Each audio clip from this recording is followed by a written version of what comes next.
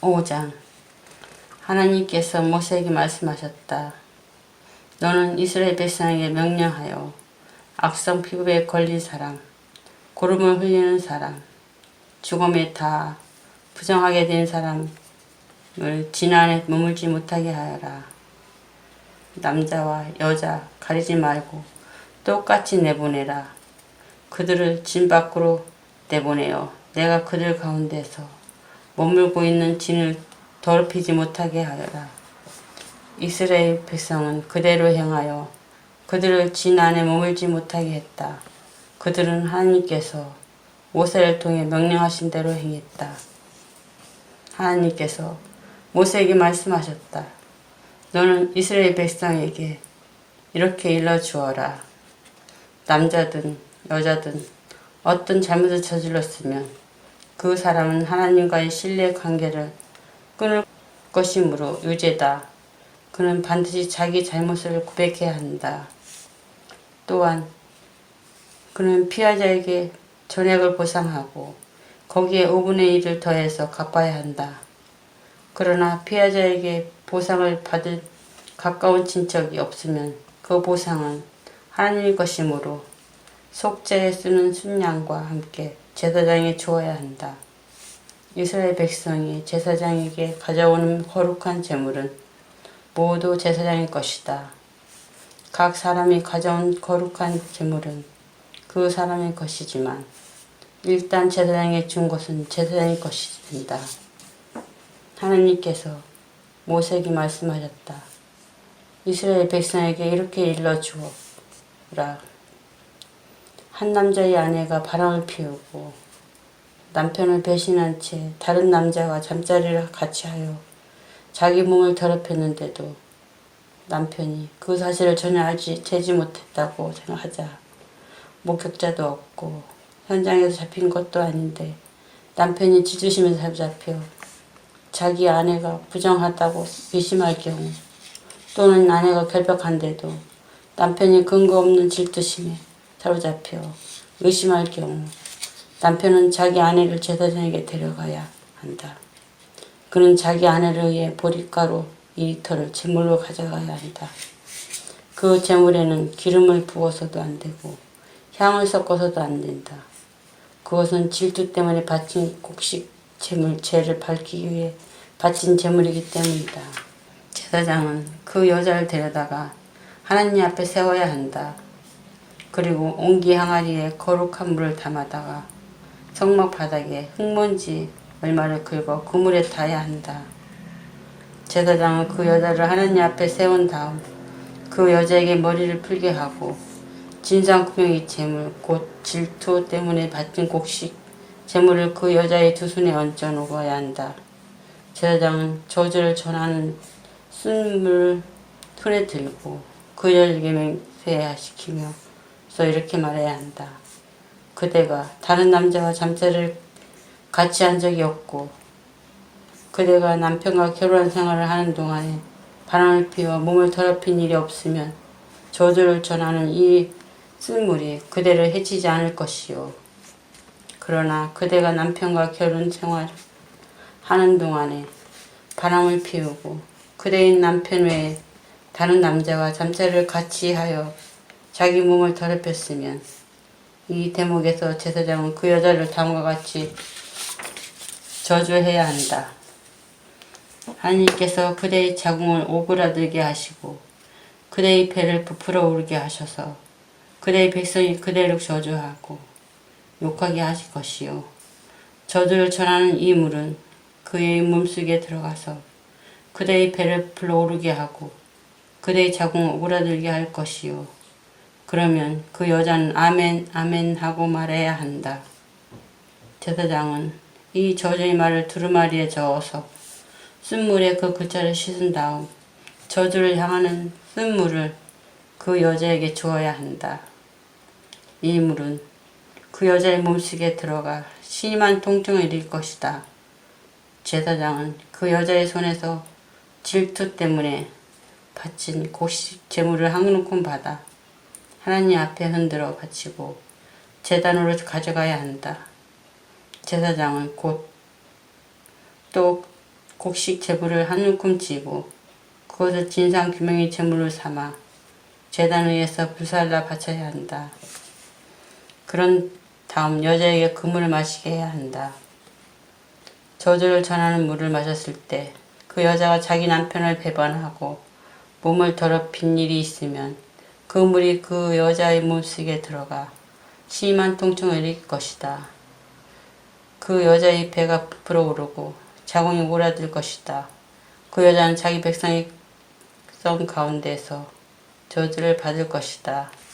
그러나 그 여자가 자기 몸을 더럽힌 일이 없고 결백하면 자신의 오명을 씻고 아이도 가질 수 있게 될 것이다. 이것은 질투에 관한 법으로 한 여자가 남편과 결혼 생활을 하는 동안 바람을 피우고 자기 몸을 더럽혔거나 남편이 아내를 의심하여 질투심에 사로잡혔을 경우에 적용되는 법이다.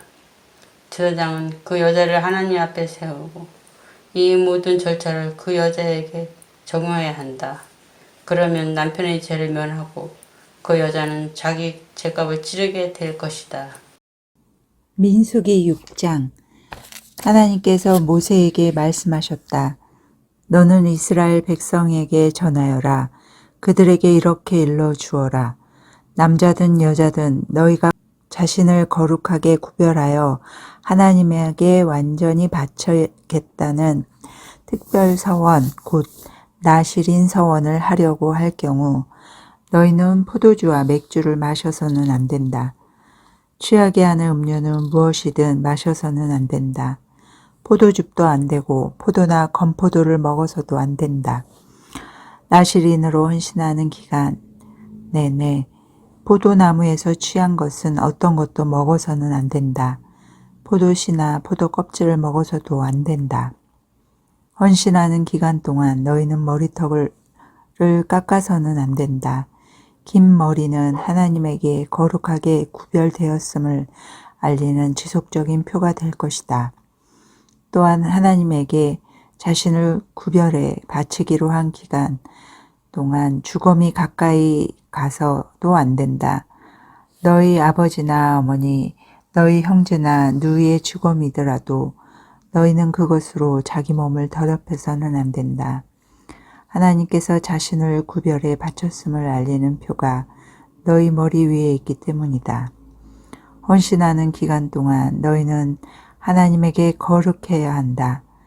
누가 갑자기 너희 곁에서 죽어 너희가 구별해 바친 머리털이 더럽혀졌을 경우 너희는 자신을 정결하게 하는 날, 곧 7일째 되는 날에 머리털을 깎아야 한다. 8일째 되는 날에는 산비둘기 2마리나 집비둘기 2마리를 회막 입구로 가져가서 제사장에게 주어야 한다. 그러면 제사장은 한 마리는 속죄 제물로 다른 한 마리는 번제물로 바쳐 죽음 때문에 더럽혀진 너희를 정결하게 할 것이다. 그날로 너희는 다시 자기 머리를 거룩하게 하고 너희 자신을 나실인으로 다시 하나님에게 구별해 바치고 1년 된 어린 양을 보상 제물로 가져와야 한다. 너희는 처음부터 다시 시작해야 한다. 너희의 헌신이 더럽혀졌으므로 지나간 날은 날수로 세지 않는다. 너희가 하나님에게 자신을 구별해 바치기로 한 기간이 다 찼을 때에 위한 법은 이러하다. 먼저 너희는 회막 입구로 가서 너희의 제물을 하나님에게 바쳐야 한다. 1년 된 건강한 어린 순양 한 마리는 번제물로 바치고 1년 된 건강한 암양 한 마리는 속죄 제물로, 건강한 순양 한 마리는 화목 제물로 바쳐야 한다. 또 고운 곡식 가루로 만든 누룩을 넣지 않는 빵과 고운 곡식가루에 기름을 섞어 만든 빵과 기름을 발라 만든 과자 한 바구니를 바치고 곡식 제물과 부어드리는 제물도 바쳐야 한다. 제사장은 하나님에게 나와 너희의 속죄 제물과 번제물을 바쳐야 한다.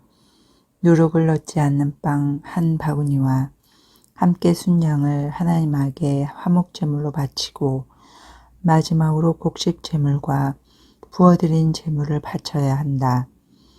너희가 구별해 바친 자신의 머리털을 회막 입구에서 깎고 그 깎은 머리털은 화목제물 밑에 타고 있는 불 속에 넣어라.